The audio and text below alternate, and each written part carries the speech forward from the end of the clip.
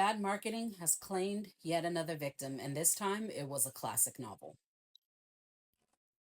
Hello, everyone. I'm author R.L. Raintree. This is Reels and Reads, where I give honest reviews and occasional spoilers. Today, I am reviewing Carmilla by Sheridan Le Fanu. So, the marketing for this book was that it is a Gothic romance and a sapphic vampire story. The only two words that you should remember from that is that it's Gothic and that it's about vampires. Now, before I get into what this book is about, let me tell you that for those who aren't aware, the vampire stories as we know them today originated in Ireland. I didn't say vampires originated in Ireland. I said the vampire stories as we know them today originated in Ireland. Everybody talks about Sheridan Le Fanu as a woman, but Sheridan Le Fanu was a man. After, and I said after, Carmilla came Bram Stoker's Dracula. In fact, Bram Stoker said that he was inspired by Carmilla.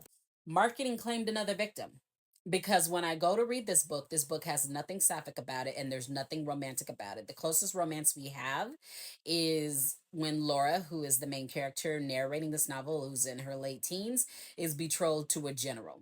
The fact is, the story is about a young woman named Laura who receives another woman in her family's charge named Carmilla. Now, Carmilla is very sickly. Now, she doesn't have the usual vampire, ailments where she can't go out into the sun, but she's very, very sickly and she speaks very romantically towards Laura, but Laura dismisses everything as her just being really fun and lighthearted, etc., etc. She's just really dumb, and that's one of the things I didn't like about this novel. But the reality of it is that as Carmilla gets healthier, Laura gets sicker, and it's not until another character comes along and says, "Are y'all dumb? The bitch is a vampire. She's feeding on your daughter." It is definitely worth the read. I gave it 4.5 stars out of 5. I feel like I would have given it 5 stars if it wasn't for the fact that the marketing, the modern day marketing ruined this book. And let's just be real.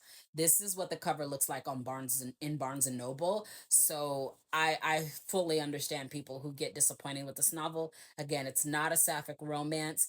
It's just the smoothest female vampire you're going to read, but was written long before Bram Stoker's Dracula. Are there any vampire novels that were written about female vampires that you truly enjoyed? Drop the name of those novels in my comments. And as always, thanks for watching.